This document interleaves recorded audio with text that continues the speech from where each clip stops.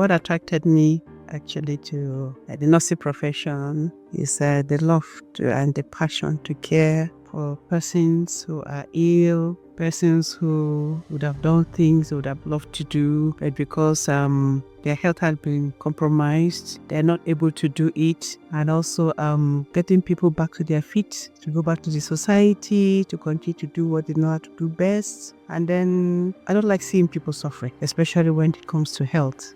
And also, I had an experience with my mom. She went to have a baby in the hospital, and she needed help. But where she went to the health facility, they were short-staffed. Then nobody to render that help. I was like, wow, how I wish I knew what I should do. At that point in time, I would have offered the help because the staff were already overwhelmed with emergency cases. She was calling for help. Nobody was there to help her. So that actually moved me to tears. I was like, is this how people suffer when they're ill? So actually, it now motivated me. I have to go into nursing, read nursing, see how I can be able to help people come to their aid when they need my services. So basically, that was my, my turning point, or what made me to go into nursing. Because before then, I written JAM, got an admission to University of Jos, tried to see how I read geography and planning. I said, no. I have to go back to nursing to see how I can be able to help persons who are ill. So actually that was what helped me to decide to go into nursing, to be able to help the sick.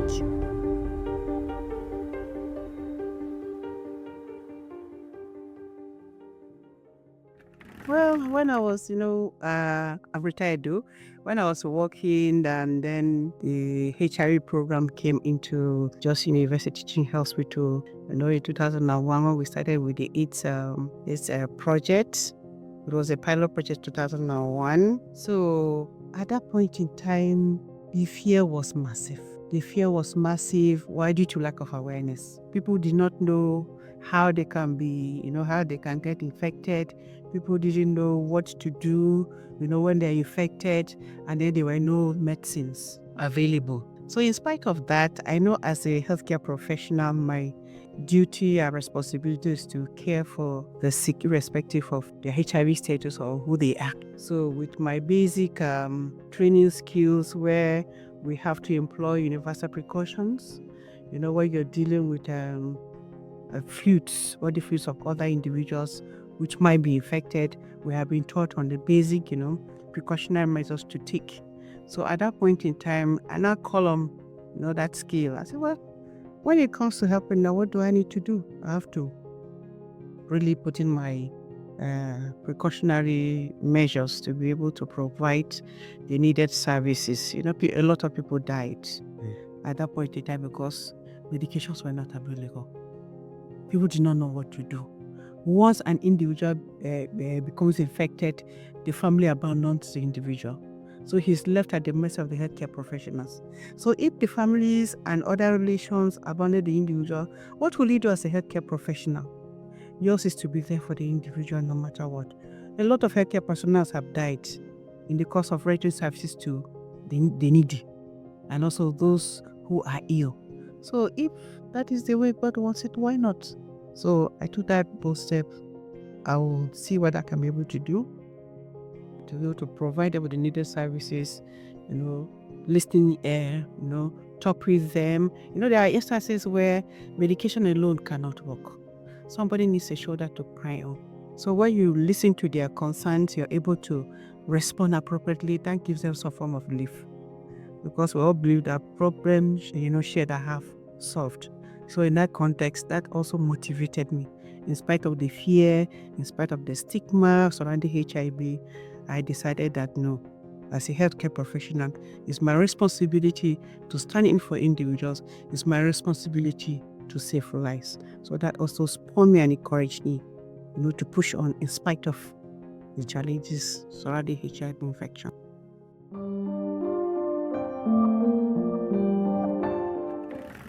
I would call it stigma by association.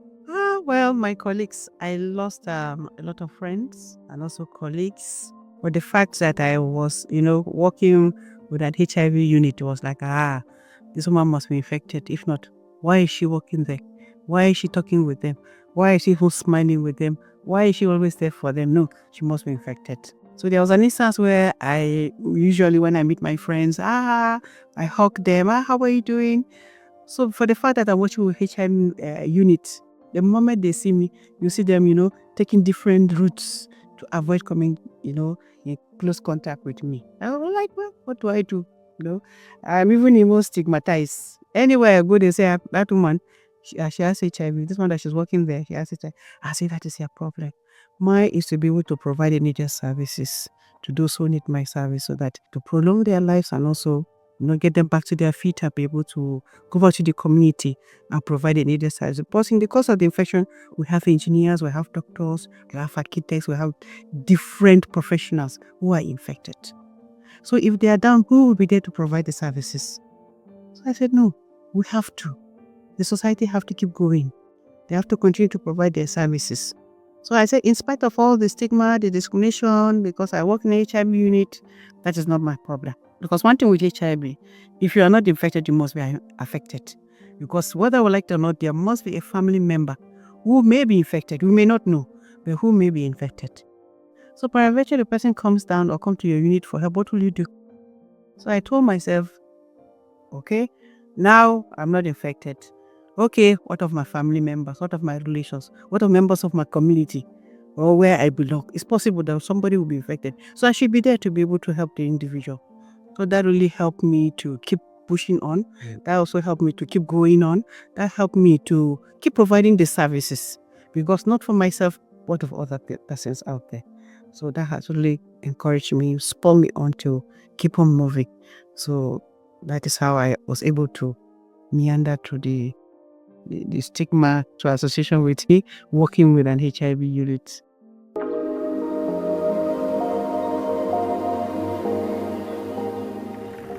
Okay, the significant challenge was lack of medication.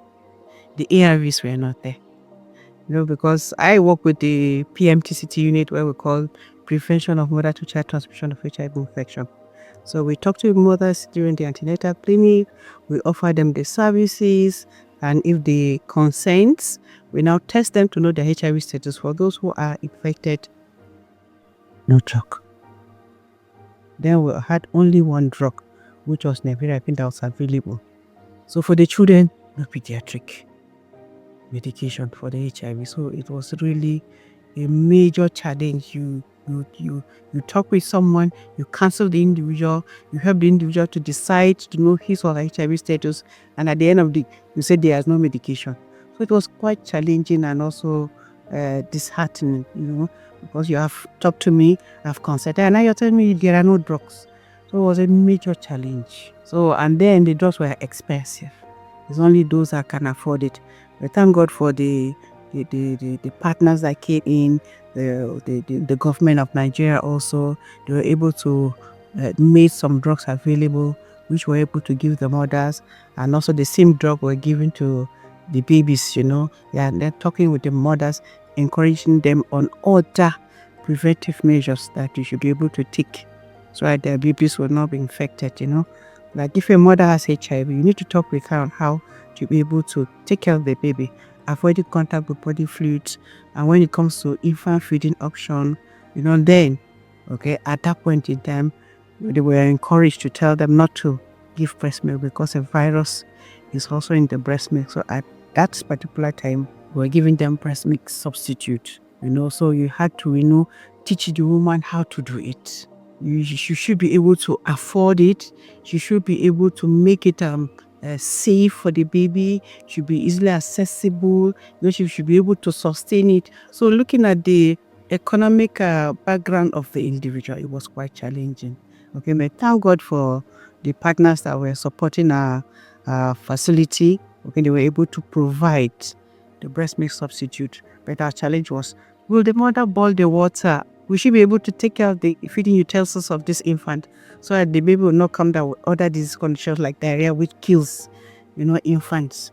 So it is our responsibility to ensure we keep talking, we keep counseling, we keep encouraging, directing them on what they need to do to ensure the well-being of the mother and also the child.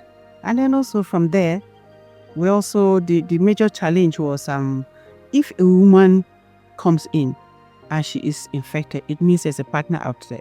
How to get the partners to come to know their HIV status was another major challenge. So we had to keep encouraging them. Each time we have contact with the women, we keep encouraging, let your partner know. Where you cannot, bring him to the facility where we can be able to talk with him and see how he can be able to, consent and get tested to know his HIV status. But with the fear, medications were not available. What should we do? Who will come? So it was a major challenge to be able to get their partners to get tested because of what? Lack of medication. Okay, but as time went on, those keep talking with them.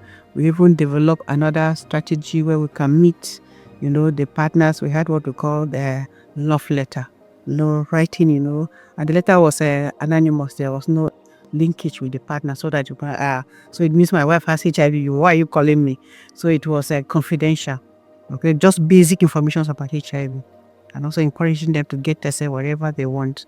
So coming out, voluntary to get tested wasn't an easy ride. But as a healthcare professional, the benefits of knowing what's HIV status, we keep encouraging them. And that was how we pulled through at that initial stage of the HIV infection.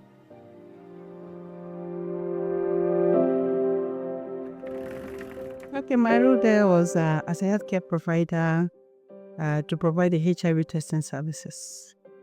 Okay, we talk to women generally or talk to individuals generally, okay, in the clinics. As they come to the facility for one health challenge or the other, we talk with them, we offer them the HIV testing services, and those that consent, we provide them with the testing, and they get to know their HIV status. People became aware and also informed and consented to getting to know their HIV. So we find out that a lot of individuals, were coming in, and also we discovered that communities, religious bodies out there, saw the benefits of the HIV testing services. The land came, can we come to the community, talk with individuals, to get tested, and also knowing the HIV. So that's how we started moving even to the communities. Okay, and then a lot of individuals were identified, infected, and also referred to the facility for medications. And then we continued in that context, and we found out that a lot of persons were coming in. You can imagine we were catering to many states in Nigeria, many states. Okay, we have a state where in a day we can have about 7 buses, 16 buses filled with people who are HIV infected, coming all the way from their various states. We have people coming all the way from Maiduguri and Port Harcourt, Benue State, all the catchment areas coming to the facility. So we became overwhelmed, and then the federal government and the partners started decentralizing the services, whereby they provide the service to them at their comfort zone. So that is how it progressed, and then it was no longer youth. It was youth became overwhelmed. So the federal government and the partners, started developing other sites. So we now had other sites, the Will and Hope site. So youth was their parent body.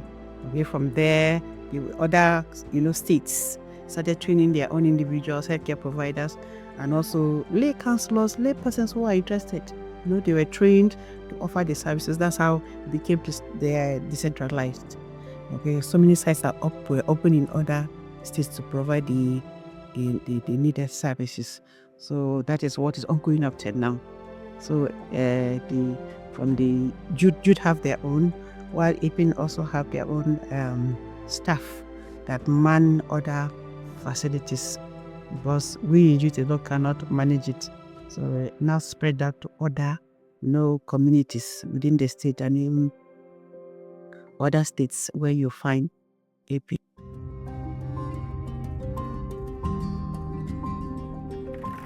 Well, the healthcare system, the facility where I work, and also the partners have their own strategies and ways of implementing their program. So mine is come in contact with the individuals at their level, that talk with them, counsel them, uh, refer them where possible, or link them. Okay, you link them to the different services that are needed in the course of their healthcare. So everybody has his role, and also your job description. So my is deal with the clients when they come in, and then direct them or need them or link them or refer them, okay, as the case may be.